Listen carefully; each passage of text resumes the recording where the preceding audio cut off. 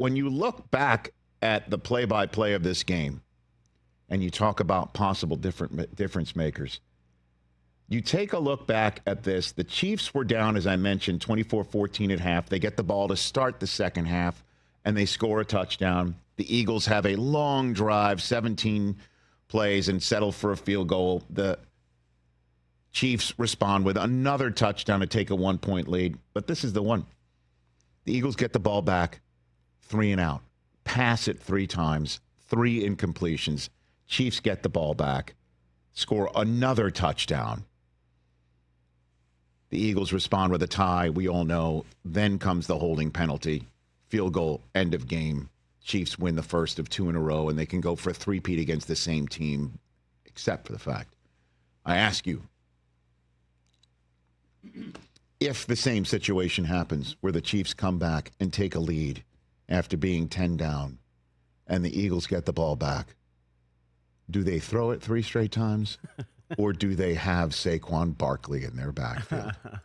I think we know the answer to it. And that's why this guy is the biggest, in my estimation, difference maker in this Super Bowl. Anytime the Eagles this year have had any troubles, there's 26. Oh, and there goes 26. Anytime they might have some issues in the passing game, there goes 26. Anytime they might have issues in the red zone, there goes 26 from the other side of the field through the red zone into the end zone. Or down to the 1-yard line, and here comes the tush push. More, that happens a lot. Right? So that's what the Eagles have going for them this time around. They didn't have the last time. Jalen Hurts was the leading rusher in last time around in the Super Bowl. The Eagles have a Penn State running back in their backfield. Miles Sanders had 7 carries for 16 yards. And they're going against a Kansas City defense that is 3rd in the league in stopping the run. They've got Saquon Barkley to get through it. They've got this guy to get them through any problems that they might have against this rushing defense. And he's ready for the moment. He sounds real chill about it, too, Headed. Saquon Barkley. We didn't get the single season. We have an opportunity to get that.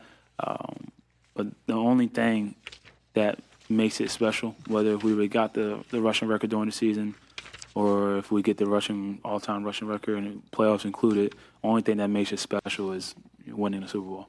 And that's kind of just the profession that we're in, the sport that we're in. There's a lot of great things that we accomplished so far up to this, but if you don't get the job done, next Sunday, maybe when you're in your 30s and 40s and you look back on it, you're going to think about how special it was. But it's kind of, it's kind of going to make it feel everything like it came up short. So all those things are important. All those things are cool, and we'll love to accomplish that. But the most important thing is winning the Super Bowl, because you do that, it just makes everything else you accomplish even more special. Yeah. That's the guy. Now, You could say, oh, Rich, the Chiefs are different too, and they are. Marquez Valdez-Scantling, Sky Moore, and Kadarius Toney were the last time they took on the Eagles as the wide receivers, along with Juju Smith-Schuster, as we mentioned. He's back. The other 3, Scantling, Valdez-Scantling, Moore, and Toney, replaced by Xavier Worthy, Hollywood Brown, DeAndre Hopkins. A little better. A little better, although I know who scored touchdowns in that Super Bowl. But D-Hop lurks as a possible difference maker, although we haven't seen much from him. But Saquon's the answer to this question. And the way through, potentially, for the Philadelphia Eagles.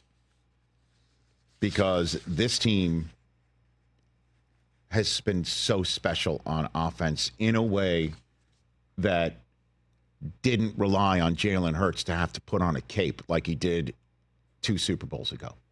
He doesn't have to put on a cape this time. He's got more as he goes for the big-time championship trophy. I can't wait to see it. Catch the Rich Eisen Show every single day on the Roku channel, 12 to 3 Eastern, for free.